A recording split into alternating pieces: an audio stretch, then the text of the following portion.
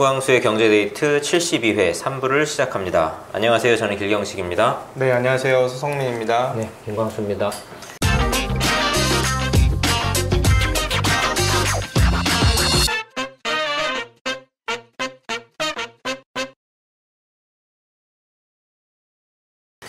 네, 3부에서는 어떤 이야기 하나요? 지금 뭐 트럼프 대통령이 이제 트위터 많이 하잖아요. 네. 또 이제 중국과 무역 전쟁과 관련해서 트위터를 또 한 모양인데, 네.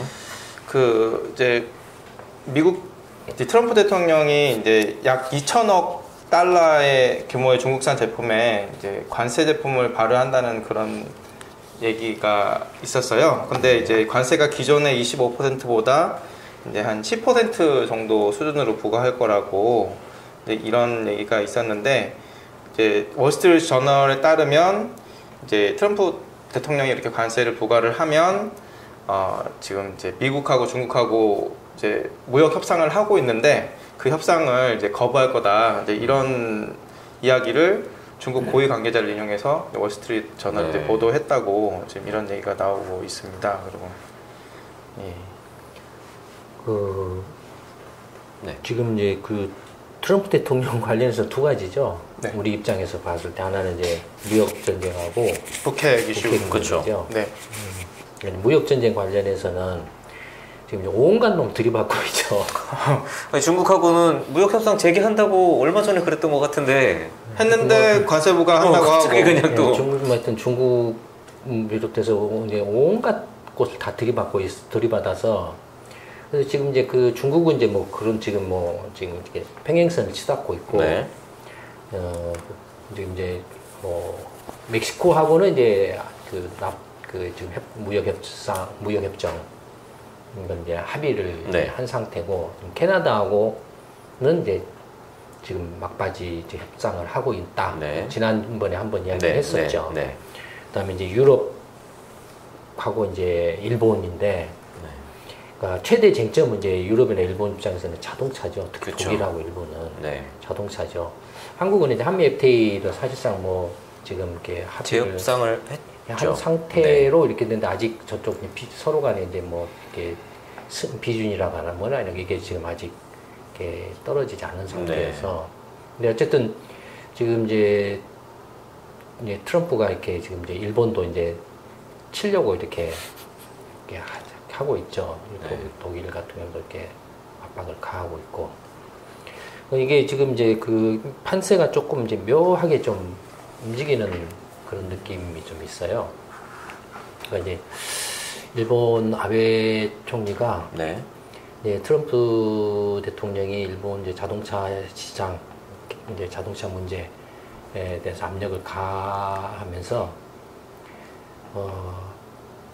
그쪽이 이제 중국하고 러시아하고 접촉이 이제 많아지고 있어요. 많아지고 있고, 독일도 역시 좀 비슷하고, 중국하고 러시아하고 접촉이 또 많아지고 있고. 그래서 이제 그것들도 이제 중국은 중국대로 이제 야 트럼프 왕따 시키고 우리끼리 좀 이렇게 편먹어서 하자라고 했는데, 일단은 이제 뭐 유럽이나 일본이나 시진핑 말을 안 듣고, 그러니까 이제 그 지금 미국하고 이렇게 동맹 관계는 계속 이렇게 굳건하다, 뭐 이런 입장을 표명을 하고 있는데, 지금 일본이나 이렇게 그 독일이라든지 그 유럽 국가들의 경우에는 지금 이제 일종의 이제 그 미국 트럼프 대통령이나 트럼프 정부나 아니면 미국의 그 어떤 그 정책 집단들에 대해서 시그널을 보내고 있는 거죠. 중국하고 또 러시아하고 이렇게 만나면서 우리 이쪽으로 갈 수도 있어. 이렇게 할 수도 있어라는 그런 시그널을 지금 보내는 거죠. 그러니 우리한테 자동차 압박은 너무 하지 마. 적당해. 뭐 이런 식의. 아직은 이제 뭐 그런 그냥 이렇게 어떻게 보면 이제 그 먹히지 않는 카드죠. 그런 것들이 지금 현재로서는 먹히지 않는 카드죠. 그러니까 시그널을 보낸다고 해서 그 미국의 어떤 그 싱크탱크나 정책 당국이나 정책 위반자들이 일본이 중국하고 같이 편먹으려고 하네. 우리가 그러면은 일본한테 대해서는 압력을 가지 말자라고 하지는 않는다. 그죠. 그러니까 그냥 이렇게 말만 던지고 있다라고 네. 받아들인다라는 네. 거죠. 네. 근데 실제로 이제 만약에 트럼프 대통령이 일본에 대해서 이제 무역 불균형 시정하라고 해서 자동차에 대해서 만약에 부복 관세를 부과를 하게 되면 상황이 달라질 수도 있다라는 거예요.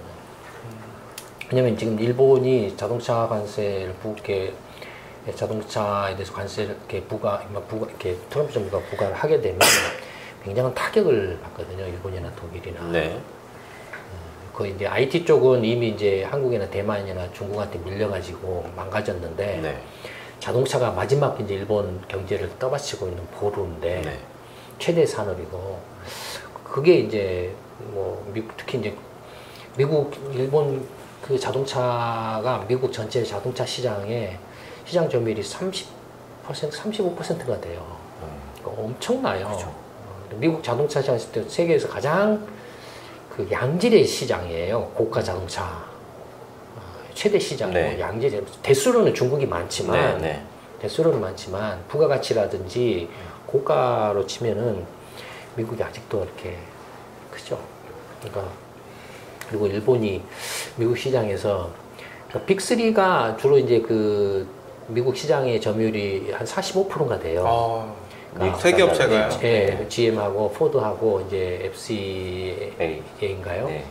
네, 크라이슬러, 네. 피아트하고 이렇게 한 세 개가 그 정도 돼요. 근데 이제 주로 어떠냐면은 점유율이 픽업 트럭 네. 픽업 이게 트럭. 압도적이에요. 픽업 트럭의 거의 80~90% 시장을 석권하고 있어요. 이 빅3가. 나머지 승용차나 이렇게 SUV라든지 이런 것들은 일본이나 독일 차한테 많이 밀려 있어요. 네, 많이 밀려 있어요. 그러니까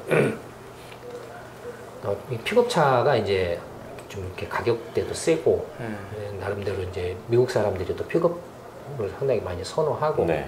다용도니까 이게. 네.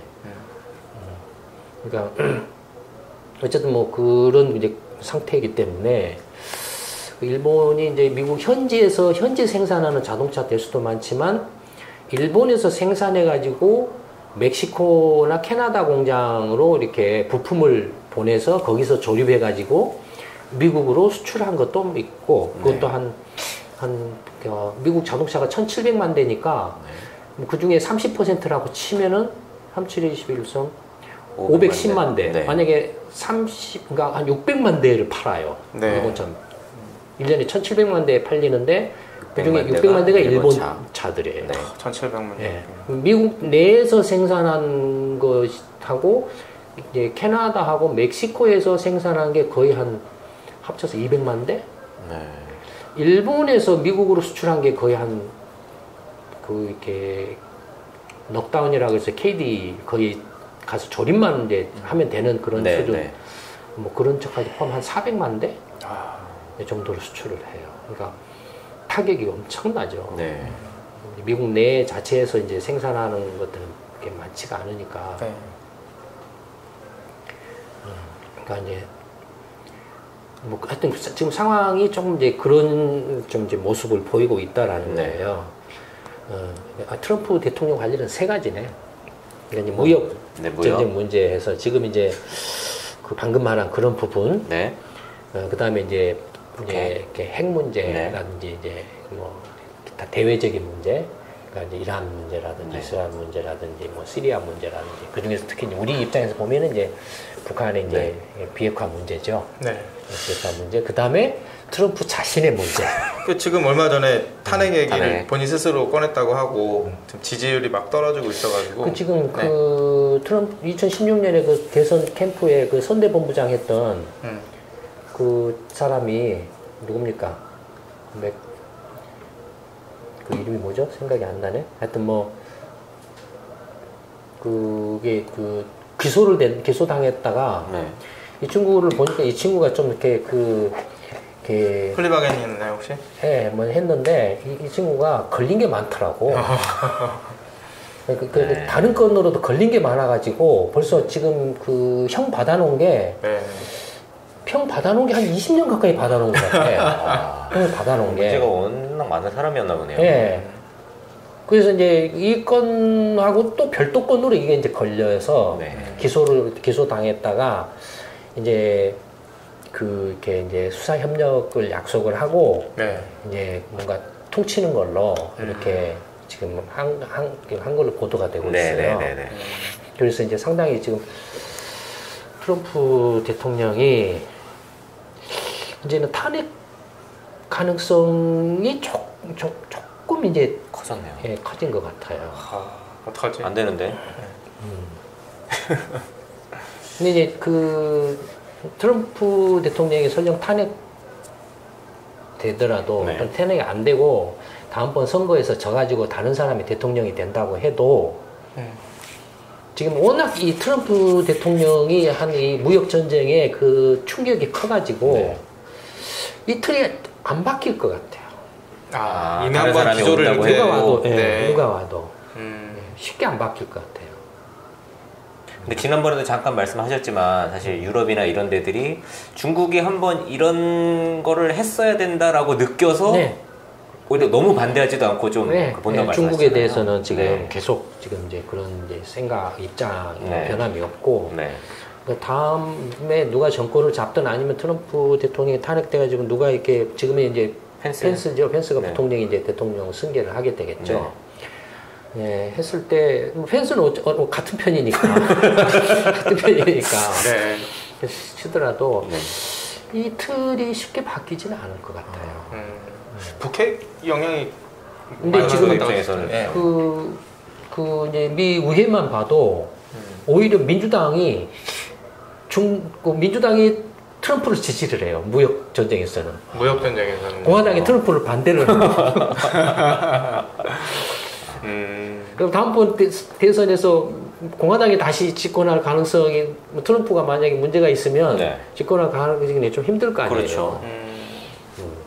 그러면 민주당이 집권을 하면 그 대중국이나 이건 이제 뭐 이렇게 동맹국인 일본이나 유럽에 대해서나 이런 데 또는 나프타 이런 데서는 다소 약간 완화책을 쓸지는 모르겠지만 그래도 그 트럼프의 이 기본 틀을 가져갈 것 같아요. 그게 조금 이제 좀 이렇게 걸리는 대목이고, 예, 북한의 이제 비핵화 관련해서는 뭐 지금 이제 이러쿵저러쿵 했잖아요. 근데 지금 뭐 곧 내일 정상회담. 내일 정상회담에 네. 2박 3일 동안 정상회담이 있습니다. 뭐 어떤 식으로 지금 뭐 이렇게 하고 이제 준비해서 지금 하는 건가요? 뭐 말은 일단 북한하고 미국 사이에서 종전 선언을 이렇게 만들어낼 수 있게. 그러니까 북한에서는 계속 이제 자기네들이 뭔가 보여줬는데 미국에서는 너무 이렇게 안 내놓는다. 그러면서 자기네들한테 비핵화라고 윽박지르기만 하니까 이렇게 진행이 안 되고 있는데 이제 문재인 정부가 그 안에서 이제 중재안을 마련해서 북한도 한 발 더 움직이게 하고 미국도 한 발 더 움직이게 해서 종전 선언을 이제 이끌어내는 게 첫 번째 목표라고 하고 또 다른 하나는 이제 뭐 신경제지도 이야기하면서 북한하고의 경협에 대해서 이번에 좀 많이 강조를 하고 있는 것 같더라고요. 특히 뭐 기업 총수들 데려간다고 그런 이야기도 하고. 근데 지금 상황은 지금 이제 이제 북미 간 협상이 다소 이렇게 이제 그 비핵화의 일정표하고 관련해서 네, 그 조금 약간 이렇게 지체되고 있는 상황이 삐그덕거리는 그런 상황이라 이제 이라고들 이야기를 하잖아요. 그리고 당연히 이런 상황이 있을 거라고 이야기를 계속 해왔잖아요. 근데 기본적인 틀은 바뀌진 않았다라고 이렇게 큰 흐름은 계속. 그러니까 김정은 위원장이 비핵화를 하겠다는 의지나 어떤 그 실제로 그런 행위나 이런 것들은 계속 유지되고 있다라고 보여진다라는 거죠. 그러니까 이것은 그러니까 이제 중요한 건 뭐냐면 이제 흥정의 문제인데, 그러니까 저는 이제 흥정할 필요 없다. 최대한 이 그 비핵화 작업을 빨리 하는 게 그게 가장 경제적인 이득이나 효과를 극대화시키는 방법이다라고 이렇게 계속 이야기를 하고 있는데.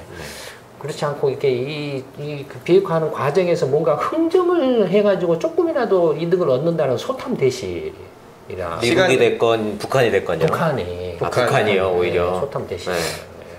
시간이 가장 중요한 아니 거라고 그냥 보시군요. 하루라도 빨리 그냥 비핵화를 완전하게 해버리고 나면은 그때는 퍼줄 건데 누가 막을 사람도 없고 그래서 그냥 여기저기 서로 막 이렇게 경제 지원하네 뭐하네 하고 건수 물고 와서 막 하자고 하고 뭐 이렇게 문재인 정부가 뭐 이렇게 경제 뭐 한다라고 하고 막 할 건데 그 엄청난 것을 이렇게 왜 지연을 시키냐 이거예요. 네. 그 지금 북한이 미국하고 이렇게 비핵화 관련해서 흥정하고 협상을 해가지고 얻어낼 수 있는 게 도대체 얼마나 되냐 이거. 예를 들어서 뭐 기름 뭐 몇 척? 이렇게 뭐 기름 한 척? 아니면은 뭐 이렇게 그 뭐 식량이나 뭐 이렇게 소비재 같은 거 뭐 얼마 들어오는 거? 그런 거 아니잖아요. 그렇죠. 예. 그러니까 그 협상할 필요도 없어요. 극단적으로 말하면 다 해줘버리는 거. 그렇게 마음 먹었기 때문에. 네. 예. 근데 이제 문제는 뭐냐면 이제 지금 삐그덕거린다라고 이렇게 한다 이건데. 근데 협상하는 과정에서 그러면 이제 예를 들어서 문재인 대통령이 지금 이제 이번에 두 번째 이제 그 정상회담이죠. 네. 사실 3차죠. 중간에 한 번. 한 번 저기 또 잠깐 만났었죠. 네.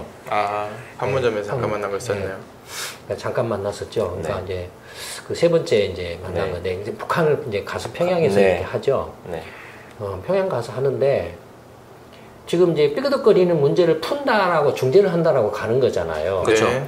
그러면 이제 삐그덕거리는 중재를 한다라고 간다라면 어떤 준비를 하고 갈 것 같아요? 뭔가 그 북한이 이걸 받으면 내가 만족하고 이렇게 양보할 수 있겠다라는 그런 안이 있어야 되는 거 아닌가요? 문재인 대통령이 무슨 수로 그런 걸 해요? 문재인 대통령 손에는 이미 미국의 안이 있다 이거예요. 미국에서 트럼프 정부가 북한의 비핵화 일정표라든 이런 관련해서 문재인 대통령이 평양 방문해서 김정은 위원장하고 이제 회담을 하는데 우리 입장이 이거다. 이걸 이렇게 빨리 이렇게 해야 된다라는 그런 것들을 이제 미국의 입장을 가지고 있다라는 거죠. 미국의 입장을 가지고 그걸 가지고 미리 한번 조율을 하는 거군요. 그러면 미국 입장을 가지고서 그러면 이제 문재인 대통령 입장에서는 그러니까 청와대 입장에서는 뭐 어떤 미국과 그런 서로 의견을 주고 받았을 때 내가 이제 평양에 가는데 그래서 수석 협상가야 당신은 트럼프 때 그런 말을 했다 이거예요. 서로 이제 미국 정부하고 조율을 할 거 아니에요. 내가 가는데 어떻게 이제 전달을 해줄까, 어떤 식으로 이야기를 해줄까, 어떤 식으로 좀 중재를 해줄까 이런 것들을 생각할 거 아니에요. 이야기를 서로 또 나눌 거 아니에요. 그러면은 트럼프 정부로부터 뭐 폼페이오 국무장관이 됐든 또 누가 됐든 볼턴이 됐든 뭐 매티스 국방장관이 됐든 이렇게 이제 이야기를 할 거 아니에요. 그러면 미국의 안에 대해서 문재인 대통령이나 문재인 정부가 보고 이런 안을 이렇게 중재를 하려면 북한의 입장이 이럴 것 같은데 이걸 좀 미국 정부, 트럼프 정부가 받아준다라면 가능할 것 같다라고 미국 정부하고 사전에 딜을 또 했을 거 아니에요. 그렇겠죠. 중재자로서 딜을 했겠죠. 그러니까 그 딜을 하는 시나리오들이 있을 거 아니에요.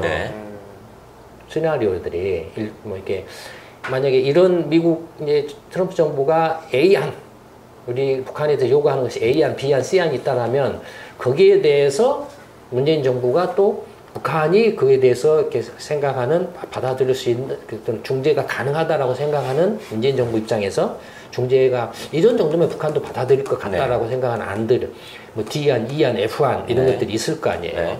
거기에 대해서 이제 이렇게 트럼프 정부하고 조율을 해서 그 중에서 하나를 일단 찝었을 거 아니에요. 하나를 찝었을 거 아니에요. 지금 문재인 정부가 지금 이제 모르는 것은 이 미국 트럼프 정부하고 딜한 내용에 대해서 김정은 위원장이나 북한 정부가 어떤 입장을 보일 것인가 그게 지금 아직 확실하지 않는 상태잖아요. 그러니까 그걸 가서 이제 설득을 하고 이제 딜을 성사시키려고 하는 거잖아요. 지금. 그렇잖아요. 그게 모양이. 그러니까 북한도 예를 들어서 사전에 그러면은 뭐 문재인 정부가 미국하고 이렇게 딜을 했는데 김정은 위원장이나 북한 뭐 김영철 부위원장한테 이런 식으로 우리가 딜을 했다. 그러면은 북한 그 뭐 쪽에서는 어떻게 생각하냐, 받을 용의가 있냐 없냐, 네. 아니면 북한이 김정은 그 위원장이나 그 원하는 바가 뭐냐라고 이렇게 물어봤을 수도 있잖아요. 그렇죠. 그 물어본 것과 관련해서 가서 북한에서 이제 이런 식으로 요구를 한다라고 말을 하고 또 그걸 트럼프 정부에 전달을 했을 거 아니에요. 그렇죠. 만약에 북한 김정은 위원장 쪽하고도 서로 이렇게 그 딜의 내용에 대해서 서로 이렇게 소통을 했다라고 한다라면 얼마 전에 특사도 갔다 왔고 했으니까. 그러니까 네. 소통을 했다라고 네. 하면 그러니까 그러면은 이제 예를 들어서 이미 두 가지죠. 이미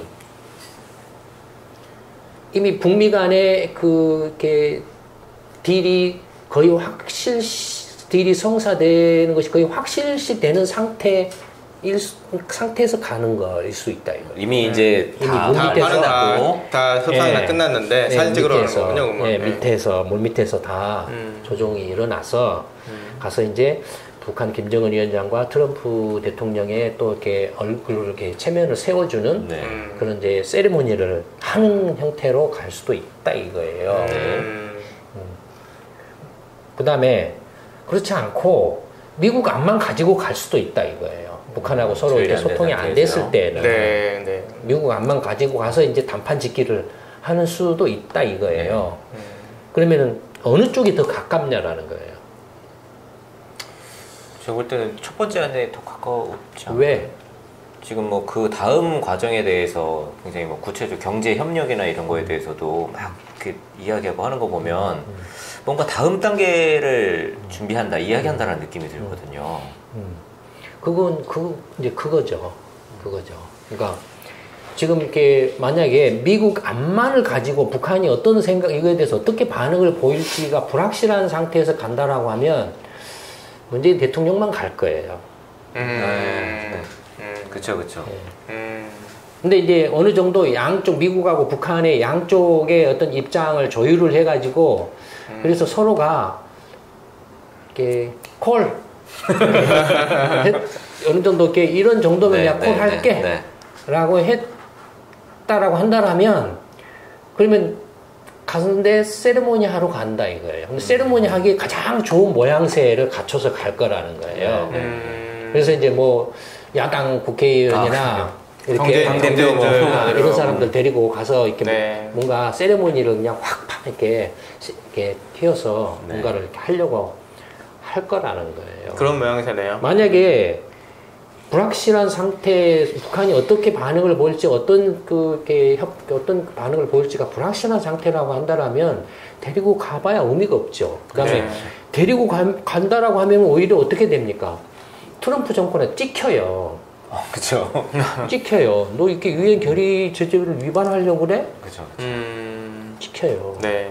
그러니까 이미 그 북한하고 그 미국 트럼프 대통령, 김정은 위원장하고 트럼프 대통령 간에 정전 협정과 체결하고 정전 선언하고 뭐 뭔가 이렇게 미국이 요구하는 이렇게 비핵화 관련한 어떤 그 범위라든지 일정이라든지 이런 것들이 이미 지금 이렇게 사실상 물 밑에서 합의가 됐을 가능성이 높다. 거의 다 끝났기 때문에 지금 세리머니를 크게 하려고 지금 이렇게 한다 이거예요. 또 트위터에서 또 트럼프 대통령 한마디 하는 건가요? 근데 이제 그 세리머니를 크게 하는 식으로 데려가지만 오버하면 안 돼요. 그러니까 어차피 데리고 가도 당장에 할 수 있는 건 없어요. 그렇죠. 아직도 제재가. 그러니까 북한의 비핵화가 완전히 이렇게 완료될 때까지는 안 된다 이거예요. 그러면 데리고 가는 의도는 이제 세리머니를 크게 하려는 것하고 하나는 어떤 면에서 보면 이제 정치적인 의도죠. 문재인 정부 입장이나 민주당 입장에서 떨어지는 지지율을 이런 걸로서 이제 세리머니를 크게 해가지고 만회를 하려는 의도가 하나 있고 또 하나는 북한 입장에서 김정은 위원장이나 북한에 지금 이제 비핵화를 하겠다고 하는 이제 어떤 그 세력 입장에서 봤을 때 반대파라든지 이런 것들이 있다고 그랬잖아요. 네. 불만을 갖고 있는 세력들이. 근데 가서 이런 식으로 크게 세레모니를 하면 거기는 뭔가 이렇게 선언하고 행사하는 걸 좋아한다고 그랬잖아요. 그죠. 선언하고 행사하는 걸 좋아한다 그랬잖아요. 그러니까 그런 걸로써 이제 뭔가 그 안에서의 그 비핵화 어떤 그 경제 강국 노선의 입장을 더욱더 확고히 다지는 네. 그런 어떤 그 계기가 된다라는 거죠. 그런 걸로 또 김정은 정권 입장에서는 그런 걸 또 활용을 한다는 네, 거죠. 네. 세레모니를. 네. 그러니까 뭐 그런 면도 있을 수 있어요. 그러니까 그러니까 지금 그 대규모로 데리고 동반해서 가는 것은 거의 세레모니라고 봐야 돼요. 정치적 의도가 매우 강한 네.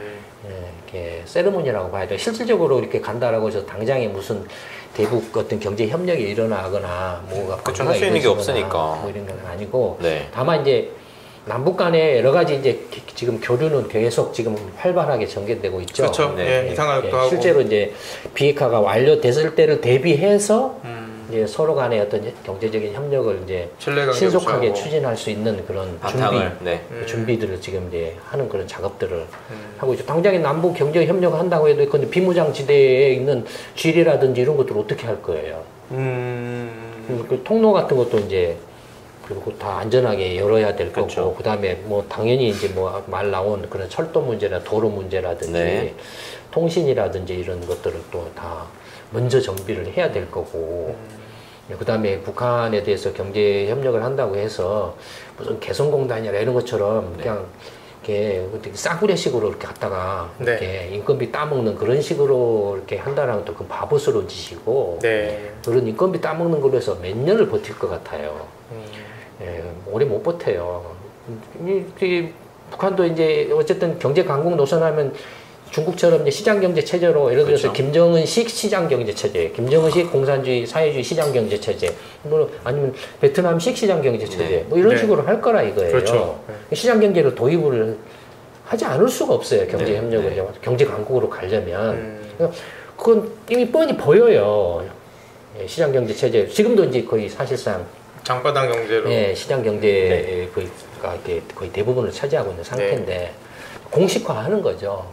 또 그런 어떤 틀을 갖춰야 외국이나 외국 기업들도 북한에 투자할 대해서 수 있죠. 투자도 이렇게 원활하게 이루어지고 하는 거죠. 네. 그러니까 한국 기업도 마찬가지고. 그러니까 그다음에 뭐 남북 간의 교류, 관광이라든지 당장에는 관광 같은 것들이 굉장한 그렇죠. 이 교류고 북한의 경제를 활성화시키는 데 기여하는 거죠. 네. 그냥 그건 꽁돈이 떨어지는 거니까. 저 굴뚝서 가서 뭐 먹고 굴뚝 쓰고 사람이 하니까. 모습을 하는 거니까. 네. 그러니까 뭐 그런 거다 이거예요. 그러니까 어쨌든 그거고 그럼 이제 그러니까 이제 그림을 자꾸 그려줘야 돼요. 김정은 이제 위원장이나 그 북한 지도부에 대해서 네, 네. 경제 협력을 할 때 어떤 식으로 북한에 대해서 경제 협력을 해서 경제 강국으로 이렇게 전환해 가는데 지원을 하겠다, 협력하겠다라는 네. 그런 것들을 그림을 자꾸 그려줘야 돼요. 북한한테 대해서. 네. 근데 그 그려주는 이야기가 뭐라고요? 신경제지도. 네, 그 내용이 뭐예요? 이게 이제 뭐 H벨트 혹은 뭐 3대 경제협력 벨트라고 해서 동해권은 뭐 에너지 자원 관련한 그걸 연결을 하고 서해권은 이제 뭐 수도권하고 개성공단 이렇게 쭉 해서 산업 물류 교통 벨트. 그다음에 이 DMZ는 문화 관광. 거기에 이제 뭐 자연 이런 게 많이 있으니까 그걸로 개발을 하겠다. 그래서 H자 모양으로 개발을 한다. 지난번에 처음 그 판문점에서 만났을 때 뭐 USB 줬다 막 이야기 있었잖아요. 그 안에 요것과 관련한 이제 내용이 들어 있었다. 뭐 그런 이야기를 하더라고요. 그러니까 어쨌든 그런 그림들을 잘 그려야 돼. 이건 뭐 북한뿐만 아니라 네. 한국에도 중요한 문제니까 네. 그림들을 잘 그려서 줘야 돼. 그거에 대해서 제가 뭐 지금 현재로서는 이러쿵저러쿵 평을 하지는 않는데 네. 예, 저라면은 예, 또 다른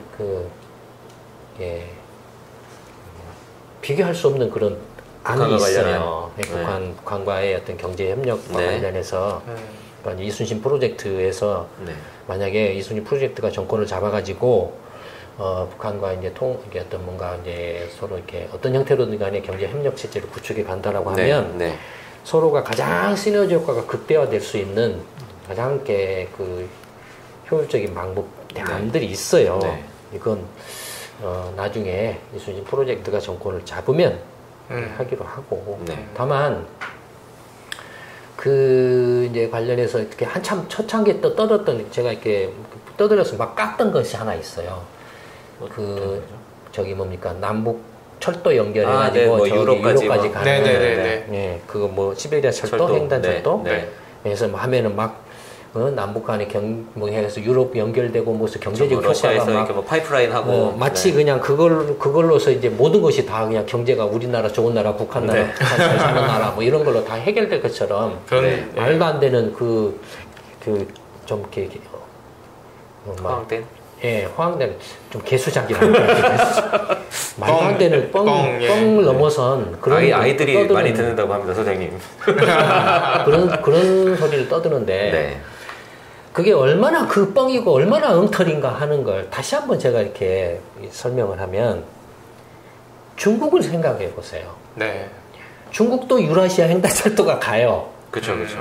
그러면 중국이 지금 러시아나 유럽하고 유라시아 횡단철도로 해서 중국의 경제가 막 비약적으로 성장하고 획기적으로 막 교육이 그렇게 하고 중국의 지금 모든 교육이 유라시아 철도를 통해서 일어나고 있어요 지금. 아니, 한국에서 일어나죠 대부분. 뭐 1대1로 한다고 또 1대1로 아직 아니 지금 유라시아 철도로 중국 네. 베이징이나 뭐 어디나 이런 데 하고 해서 네. 중국 상해가 됐든 어디가 됐든 해서 유럽까지 가냐고 지금. 안 가죠. 안 가죠. 모든 물류가 이렇게 중국 사람이 그 기차 타고 유럽 가냐고 지금. 안 가죠. 그럼 중국 사람도 안 가는데 한국 사람이 뭔 미쳤다고 이렇게 철도 타고 물류 타고 가냐 이거예요. 한 번씩 미친놈들이다 이거. 한 번씩 관광 차원에서 한 달에 차고 다니고. 정말로 할 일 없을 때. 네. 진짜 유럽 그 철도 유럽인데 미국 저 횡단 철도 탄 얘기에 종종 나오는데 아무것도 없이 그냥 상황만 쭉 한 달 동안 타고 간다는 얘기를 들어가지고 딱 그럴 것 같아요. 시베리아 철도. 그 저희 정책 아카데미 수료하신 분 중에 그 여자친구가 러시아 분이 있어요. 그래가지고 러시아 관광을 갔는데 그 바이카로스 이렇게 돌아가는 기차를 타고 온 경험에 대해서 이야기를 해주는데 정말 몇 날 며칠 그냥 똑같은 것만 똑같은 것만 그냥 간다고. 한 일주일 가지 않나요? 네. 일주일 정도 갈까? 네, 얘기하더라고요. 그러니까 그 거리가 얼마 만 킬로는 될 거 아니에요. 네, 저것도. 코스를 또 이렇게 돌아가니까 직선이 아니라 엄청 길더라고요. 그러면 하루에 기차가 뭐 1000킬로를 달린다고 해도 열일 거고 네. 네. 하루에 1000킬로 달리나요? 이거 물류도 그 많이 또 실지도 못하고 또 그게 또 엄청 기차가. 빠른 기차가 아니어서 아마 1000km까지는 못 갈 것 같은데요. 어쨌든 그 조금만 생각해 보면은 네. 그게 황당하고 허황된 이야기들인데. 네. 근데 약간 그런 게 있는 것 같아요. 막혀 있는 곳을 뚫려가지고 이제 철도가 이제 어떻게 됐든 간에 길이 하나 열려가지고 달리는 그런 자극되는 그런 게 있잖아요. 뭐 철만 한반도가 섬이다 뭐 네, 이런 철만 달리고 이야기 싶다 뭐 때문에. 이런 얘기가 네. 있으니까 그거를 좀 이렇게 자극하는 것 같아요. 그러니까 하여튼 뭐 이제 물론 이제 이제 상징적인 의미가 있죠. 예, 이제 비핵화를 해서 완전히 네. 뭐 김정은식 뭐 사회주의 시장 경제 체제로 바뀌든 뭐 어떤 형태로 바뀌든 시장 경제 체제가 도입돼서 경제 강 노선을 걷게 되면 그 많은 변화가 있을 거고 뭐 이제 단순히 경제적으로뿐만 아니라 어떤 그 외교 안보적인 면에 있어서도 큰 역학 변화가 동북아 전체에 네. 역학 변화가 있을 거고 특히 이제 미국으로서도 상당히 중요 관심 사안이죠. 이 군사 안보 외교 면에 있어서 네. 북한이 비핵화해서 시장 경제 체제로 넘어와서 경제 협력 틀을 갖춰서 이렇게 이제 남한하고 이렇게 어떤 형태로든 간에 이렇게 협력을 해가고 그것이 이제 장기적으로는 연방제가 됐든 뭐가 됐든 네. 어떤 통일 형태를 취해간다라고 했을 때 굉장히 중대 관심사죠. 네. 중국으로서도 그렇고 근데 어쨌든 중국은 지금 상당히 지금 이제 그 내외적으로 좀 딜레마에 좀 이제 빠져 있다라고 봐야 되죠. 이런 구도는 아까 그 말씀드렸던 것처럼 그 그 미국의 정권이 바뀐다고 대통령이 바뀌거나 이렇게 집권당이 바뀐다고 해서 쉽게 바뀌지는 않을 거예요. 이미 오히려 이제 이런 구도가 고착화 될 가능성이 높아요. 네, 그래서 또 실제 이제 그 문재인 대통령이 이제 내일 가가지고 또 이제 김정은 위원장하고 회담해서 또 어떤 그 회담 결과가 나올지는 지켜봐야 되죠. 그쵸. 적어도 지금 회담 직전 상황에서 이렇게 그 지금 돌아가는 그런 움직이고 있는 그런 모양새를 봤을 때, 판세를 봤을 때 방금 이제 이렇게 쭉 이렇게 설명했던 그런 것이 유추된다라는 거예요. 네. 그러니까 이미 이제 미국과 북한 간에 이미 이제 사실상 어떤 면에서 보면은 이제 딜이 지금 사실상 거의 성립이 돼 있는 상태라는 거예요. 네. 그러면 이제 그 다음 단계는 이제 올해 한 해 트럼프 대통령과 김정은 위원장이 한 번 더 만나서 아니면 내년 초에라도 만나서 네. 이번 딜을 뛰어넘는 보다 더 이제 가속화시키는 그러니까 그 일단 말은 이제 그 트럼프 대통령이 임기 내에 그 비핵화를 완수를 하겠다라고 했는데 이제 임기 2년 정도 남았잖아요. 네. 근데 그렇게 계속 제가 이야기하지만 그것도 너무 길다. 아니 계속 그렇게 시간 끌 필요 없다고 생각해요. 네. 그건 소탐대실이에요. 이번 11월 중간 선거도 있는데 그때 그 노벨 평화상 후보 명단 오르고 선거도 하고. 근데 지금 그 탄핵의 가능성이 이제 조금 부각이 됐기 때문에. 그러니까 더 빨리. 서두르는 것이 김정은 위원장이나 북한 입장에서 훨씬 당근이 훨씬 더 크겠네요. 뭔가 1년도 길어요, 제가 볼 때는. 그냥 6개월 하고 아예 그냥 내줘버려. 니들 다 들어와. 그럼 니들 다 조사해. 그건 진짜 파격적이겠네요, 그럼 진짜. 리스트 한 장 딱 그냥 주면 되는 거잖아요, 그거는 근데. 어디에 뭐가 있고 몇 개가 있고. 대충 알 수 있는 거 다 알고 있으니까. 네. 다 알고 있으니까. 그게 오히려 더 김정은 체제를 더 확고하게 다지고 경제적으로 이렇게 이른바 이제 그 무마를 해야 될 세력이나 반발 세력들을 무마하려면은 빨리 어떤 경제적인 어떤 그 여력을 갖춰야 되거든요. 그렇죠. 경제적인 여력이 없는 상태에서 계속 협상에서 소탐 대실하면서 안에서는 안쪽에서 반발이 계속 있고 밖에서는 밖에대로 이제 압력을 계속 받고 그러다가 이제 이러지도 못하고 저러지도 못하고 엉뚱한 그렇게 예상치 못한 상황이 벌어져 버리면 탄핵이라도 당하면 진짜 벌어져 버리면 다시 원점으로 돌아갈 수 있는 그런 상황. 북한에서도 우리 경제들 들어야 되는데 듣고 있을 거예요. 그건 잘 모르겠어요.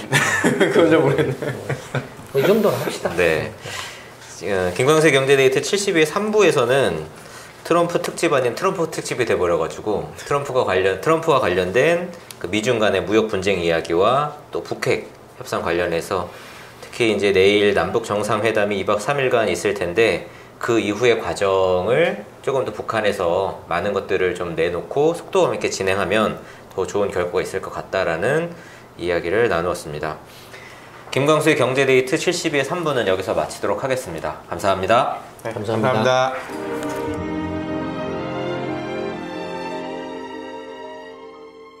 이순신 프로젝트 정책 아카데미는 평범한 직장인, 가정주부, 자영업자, 전문직 종사자, 교수, 대학생 등 다양한 분들이 함께하고 있습니다.